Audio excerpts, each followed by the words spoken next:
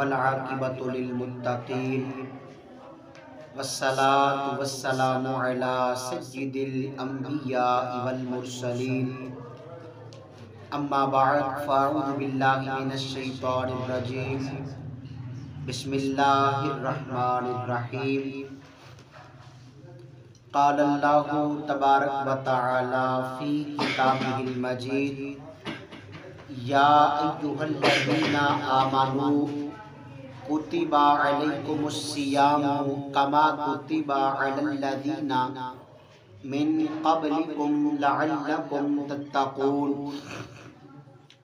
صدق اللہ العظیم وصدق رسولہ النبی الکریم الامین ونحن علی ذلک لمن الشاہدین والشاکرین والحمد للہ رب العالمین۔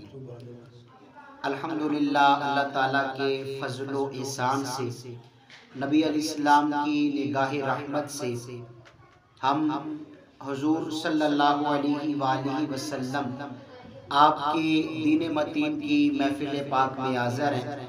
ماہ رمضان کے پرکیف لمحات ہیں اور افطار کا وقت تو حدیث پاک کے اندر فرمایا گیا وہ وقت ہوتا ہے جس وقت اللہ تعالیٰ اپنے بندے کی دعا کو اپنی بارگاہ میں قبول فرماتا ہے۔ تو مختصر سا وقت ہے، چند ایک باتیں نبی کریم علیہ السلام کے دین متین کے حوالے سے میں عرض کرتا ہوں۔ اللہ تعالیٰ ان پر ہم سب کو عمل پیرا ہونے کی توفیق نصیب فرمائے۔ قرآن کریم سورۃ البقرہ دوسرا پارہ اللہ تعالیٰ نے بڑے پیارے انداز سے ماہ رمضان کے روزوں کی فرضیت اور روزوں کے مقصد کو بیان فرمایا۔ یا ایھا الذین آمنوا کتب علیکم الصیام، اللہ فرماتا ہے اے ایمان والو تمہارے اوپر ماہ رمضان کے روزے فرض کیے گئے، کما کتب علی الذین من قبلکم، اللہ فرماتا ہے یہ کوئی نئی عبادت نہیں، یہ تو بڑی پرانی عبادت ہے۔ تم سے پہلے بھی جو اللہ کی انبیاء تھے نا ان کی امتوں پر بھی یہ روزے فرض تھے۔ اب ماہ رمضان کے روزے فرض کیوں ہیں؟ لعلکم تتقون، اللہ فرماتا ہے تاکہ تم پرہیزگار بندے بن جاؤ، تاکہ تم تقوی اختیار کرنے والے بن جاؤ، تاکہ تم گناہوں سے باز آ جاؤ اور نیکی والے کاموں کی طرف رغبت رکھو۔ پتہ چلا اللہ تعالیٰ نے ماہ رمضان کے روزوں کا مقصد یہ بیان کیا، ہم اللہ کی رضا کی خاطر ماہ رمضان کے روزے رکھیں گے، اللہ ہمیں تقوی عطا فرما دے گا، اللہ ہمیں پرہیزگاری کی دولت سے سرفراز فرمائے گا۔ اب ہم اپنے معاملات کے اوپر غور کریں۔ ہم روزہ تو رکھتے ہیں، روزہ رکھنے میں ہماری نیت کیا ہوتی ہے؟ نیت المؤمن خیر من عملی، حضور اسلام کا فرمان ہے بندہ مومن کی جو نیت ہے اس کے عمل سے بہتر ہے۔ جس طرح کی ہماری نیت ہوگی اسی طرح کی جزا سزا کا صلہ ہمارے ساتھ کیا جائے گا، معاملات وہ کیے جائیں گے۔ حضور نبی کریم علیہ السلام کی بے شمار حدیث ماہ رمضان کی عظمت و شان کے حوالے سے موجود ہے۔ کریم آقا علیہ السلام کی ایک حدیث پاک ہے جس حدیث پاک کو امام مسلم علیہ رحمہ نے صحیح مسلم شریف کے اندر نقل فرمایا۔ اس حدیث پاک کو روایت فرمانے والے حضرت سیدنا سہل بن سعد رضی اللہ تعالی، آپ فرماتے ہیں نبی کریم علیہ السلام نے ایک مقام پہ فرمایا، قال رسول اللہ صلی اللہ علیہ وآلہ وسلم ثمانیۃ فی الجنۃ ابواب منہا باب یسمى الریان الا الصائمون لا يدخلہ الجنہ۔ حضور اسلام نے ارشاد فرمایا کہ اللہ تبارک و تعالیٰ نے جنت کے 8 دروازے بنائے ہیں، جنت کے 8 دروازے، ان میں ایک دروازہ جو ہے نا اس کا نام ہے ریان، باب ریان، یہ جنت کے ایک دروازے کا نام ہے۔ حضور اسلام نے فرمایا لا يدخلہ الجنہ الا الصائمون، اس دروازے میں سے صرف روزہ داروں کو داخلے کی اجازت ملے گی۔ جن لوگوں نے دنیا میں رہ کر رب کی رضا کے لیے روزے رکھے ہوں گے، اللہ تعالیٰ باب ریان سے انہیں اپنی جنت میں داخلہ نصیب فرما دے گا۔ کتنی پیاری حدیث پاک ہے کہ جو دنیا میں رہ کے اللہ کی رضا کے لیے روزہ رکھتا ہے نا، اللہ تبارک و تعالیٰ نے روزہ داروں کے لیے جنت میں الگ سے راستہ بنا دیا، اور یہ ان کا ایک اعزاز ہے، انہیں اس انداز کے ساتھ عزت افزائی روزے محشر کو ملے گی۔ نبی کریم علیہ السلام کی ایک اور حدیث پاک ہے جسے امام بخاری علیہ رحمہ نے بخاری شریف کے اندر لکھا۔ آپ فرماتے ہیں کہ ان ابی ہریرہ رضی اللہ تعالی عنہ قال رسول اللہ صلی اللہ علیہ وسلم، نبی کریم علیہ السلام کی اس حدیث پاک کو حضرت سیدنا ابو ہریرہ رضی اللہ تعالی عنہ نے روایت فرمایا۔ فرماتے ہیں نبی کریم علیہ السلام نے فرمایا من صام رمضان ایمانا و احتسابا غفر له ما تقدم من ذنبہ۔ آقا فرماتے ہیں جو بندہ ماہ رمضان کا روزہ ایمان اور اخلاص کے ساتھ رکھے، اللہ تعالیٰ اس کی سابقہ زندگی کے سارے گناہوں کو معاف فرما دے گا۔ آگے میرے آقا فرماتے ہیں وَمَنْ قَامَ رَمَضَانَ ایمانا و احتسابا غفر له ما تقدم من ذنبہ۔ حضور فرماتے ہیں جو ماہ رمضان کی راتوں میں قیام کرے، نفل نمازیں پڑھے، اللہ کی بارگاہ میں جا کے ذکر کرے، اللہ تعالیٰ اس کی بھی زندگی کے سابقہ گناہوں کو معاف فرما دے۔ آگے میرے آقا فرماتے ہیں من قام لیلۃ القدر ایمانا و احتسابا غفر له ما تقدم من ذنبہ۔ حضور فرماتے ہیں جو بندہ ماہ رمضان کی لیلۃ القدر کو جاگے، اس رات کی عزت کرے، اس رات میں رب کے حضور قیام کرے، نفلی نمازیں پڑھے، عبادات کے اندر یہ رات گزارے، اللہ تبارک و تعالیٰ اس کے بھی سابقہ گناہوں کو اللہ معاف فرما دیتا ہے۔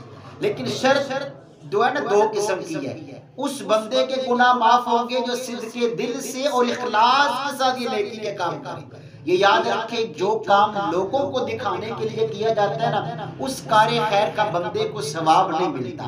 اللہ کی بارگاہ میں وہ عمل بڑا مقبول ہے جو ریاکاری سے پاک ہو، جو استقامت والا ہو اور جس کا مقصد ہی رب کی رضا ہو۔ تیسری حدیث پاک سماعت فرمائیں، نبی کریم علیہ السلام کی اس حدیث پاک کو بھی صحاح ستہ کے اندر نقل کیا گیا۔ آقا کریم علیہ السلام کی اس حدیث کو روایت فرمانے والے حضرت سیدنا عبداللہ بن مسعود رضی اللہ تعالی عنہ، آپ فرماتے ہیں نبی کریم علیہ السلام نے ایک مقام پہ فرمایا الصیام والقرآن یشفعان للعبد یوم القیامہ۔ اے میرے صحابہ جب قیامت کا دن ہوگا نا، ماہ رمضان کا روزہ اور رب کا کلام قرآن پاک اللہ کی بارگاہ میں سفارش کرے گی۔ اب سب سے پہلے وَيَقُولُ الصِّيَامُ، رمضان کا روزہ اللہ کی بارگاہ میں عرض کرے گا۔ عرض کیا ہے؟ یا ربی منعتہ الطعام بالنہار، یا اللہ یہ وہ بندہ ہے جو تیری رضا کی خاطر پورا دن بھوک بھی برداشت کرتا تھا، پیاس بھی برداشت کرتا تھا، انسانی خواہشات سے اپنے آپ کو روکے رکھتا تھا۔ فشفعنی فی، اے اللہ اس کے حق میں میری سفارش قبول فرما۔ ویقول القرآن، میرے آقا فرماتا ہے قرآن کریم رب کی بارگاہ میں عرض کرے گا یا ربی منعتہ النوم باللیل، یا اللہ پاک یہ تو وہ بندہ ہے جو راتوں کو اٹھ کے میری صورتیں پڑھا کرتا تھا، میری تلاوت کرتا تھا۔ فشفعنی فی، یا اللہ اس کی حق میں میری شفاعت قبول فرما، میری سفارش قبول فرما۔ حضور فرماتے ہیں اللہ تعالیٰ کیا کرے گا؟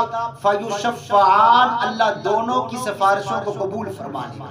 جن لوگوں نے دنیا میں رہ کے ماہ رمضان کا ادب کیا ہوگا، جن لوگوں نے دنیا میں رہ کے قرآن پاک سے پیار کیا ہوگا، اللہ تعالیٰ ان سارے لوگوں کو اپنی رحمت سے جنت میں داخل فرما دے گا۔ ماہ رمضان کی بڑی برکتیں ہیں، احادیث کا مطالعہ کریں۔ نزہۃ المجالس کے اندر امام عبد الرحمن صفوری فرماتے ہیں کہ جناب حضرت سیدنا موسیٰ کلیم اللہ علیہ نبینا علیہ السلام، اللہ تعالیٰ کے وہ پیغمبر جن کا لقب ہی کلیم اللہ، رب سے کلام کرنے والے، ایک دن طور پہاڑ پہ گئے نا، کوئی طور پہ، اللہ پاک نے فرمایا اے پیارے کلیم اللہ، میں نے اپنے محبوب کریم کی امت کو 2 نور عطا فرمائے تاکہ وہ 2 قسم کے اندھیروں سے بچ جائیں۔ اللہ کے نبی نے اللہ کی بارگاہ میں عرض کیا مولا تو نے اپنے محبوب پاک کی امت کو کون سے 2 نور دیے ہیں؟ اللہ تعالیٰ نے فرمایا ایک نور قرآن اور ایک نور رمضان۔ عرض کی مولا 2 اندھیرے کون سے ہیں؟ اللہ پاک نے فرمایا ایک قبر کا اندھیرا اور ایک قیامت کا اندھیرا۔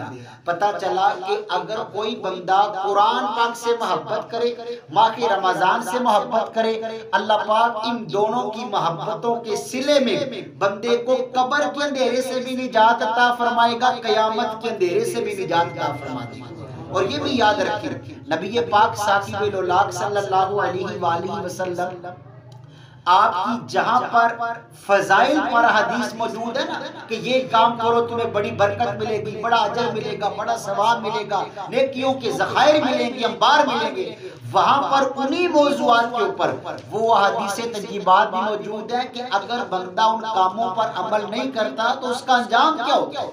نبی کریم علیہ السلام کی یہ حدیث پاک بھی ماہ رمضان کی جو لوگ بے ادبی کرتے ہیں ان کے والے سے حضرت سیدتنا ام ہانی رضی اللہ تعالی عنہ، یہ میرے آقا علیہ السلام کی وہ صحابیہ ہیں جن کے گھر سے حضور علیہ السلام نے معراج کے سفر کا آغاز فرمایا تھا۔ آپ فرماتے ہیں کہ ایک دن نبی کریم علیہ السلام نے ارشاد فرمایا جب تک میری امت ماہ رمضان کا حق ادا کرتی رہے گی یہ ذلیل و رسوا نہیں ہوگی۔ جب میری امت نے ماہ رمضان کا حق ادا کرنا چھوڑ دیا ضلالت ان کا مقدر بن گئی۔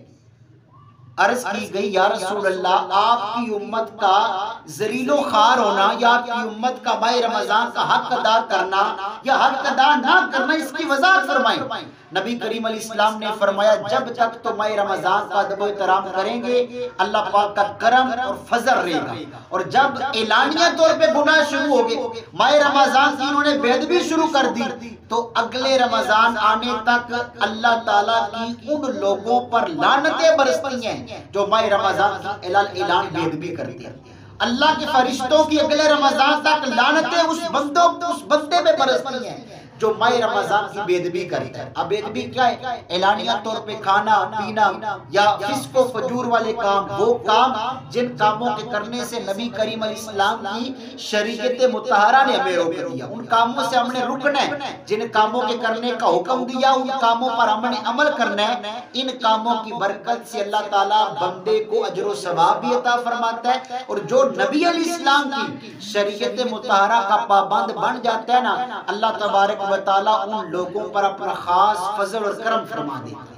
ایک اور حدیث پاک سماعت فرمائیں الترغیب والترہیب، یہ حدیث پاک کی کتاب ہے، اس کتاب کے اندر یہ نبی پاک کی حدیث موجود ہے۔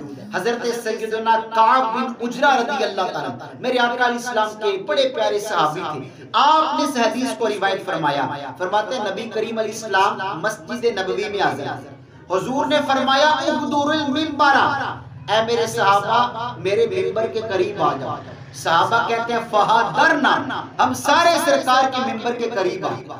جب نبی کریم علیہ السلام کے ممبر پاک کے قریب آئے نا آپ نے کیا کیا؟ فلما ارتقت درجۃ الاولی، ممبر پاک کی پہلی سیڑھی پہ قدم رکھا، قالت آمین، حضور نے فرمایا آمین۔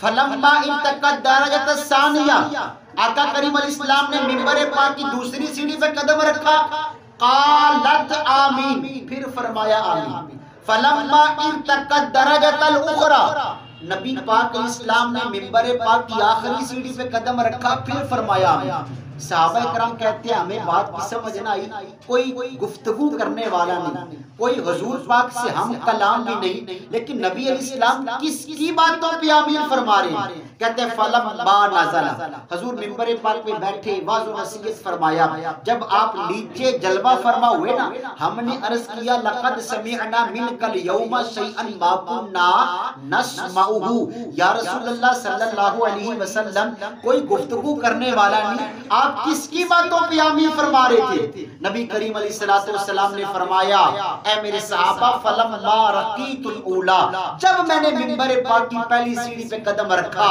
آتانی جبریل امین میرے پاس آئے، کہتے ہیں یا رسول اللہ بعد من ادرک رمضان فلم یغفر لہ، آقا آپ کا وہ امتی اللہ کی رحمت سے دور چلا جائے جو اپنی زندگی میں رمضان کا مہینہ پائے، اللہ پاک سے اپنی بخشش نہ کروا سکے۔ حضور فرماتے ہیں میں نے فرما دیا آمین۔ فلما رقیت الثانیہ، جب میں نے منبر پاک کی دوسری سیڑھی پہ قدم رکھا، جبریل امین کہتے ہیں بعد من ادرک من ذکرت عنده فلم یصلی علیہ، آقا آپ کا وہ امتی بھی اللہ کی رحمت سے دور چلا جائے جس کے سامنے آپ کا نام نامی اس میں گرامی لیا جائے مگر وہ آپ کی ذات سے درود پاک نہ پڑھے۔ میرے آقا فرماتے ہیں فلما رقیت الاخری، جب میں نے منبر پاک کی آخری سیڑھی پہ قدم رکھا، جبریل امین پھر عرض گزار ہوئے بعد من ادرک ابویہ الکبر احدہما او کلاہما فلم یدخلہ الجنہ، آقا آپ کا وہ امتی بھی اللہ کی رحمت سے دور چلا جائے جو اپنی زندگی میں بوڑھے ماں باپ کو پائے یا ان میں سے کسی ایک کو پائے اور اللہ تعالیٰ کی بارگاہ سے جنت کو حاصل کر سکے۔ اب اس حدیث پاک پہ اگر ہم غور کریں تو اس سے ہمیں سبق ملا کہ حضور نے فرما دیا جس نے رمضان کا مہینہ پایا اللہ تعالیٰ سے بخشش نہ کروا سکا وہ اللہ کی رحمت سے دور چلا جائے۔ اب ہم اپنے اوپر غور کریں، بڑی برکتوں والا ماہ مبارک ہے، دیکھیں آج 13واں روزہ ہو، نصف رمضان گزرنے والا ہے، چند دن مہمان رہ گئے ہیں، اے کاش ہم بقیہ جو ایام ہے نبی علیہ السلام کے دین کے مطابق گزاریں۔ اللہ تبارک و تعالی ہم سب کو نبی کریم علیہ السلام کے طرز عمل کے مطابق اپنی زندگیاں گزارنے کی توفیق عطا فرمائے اور اللہ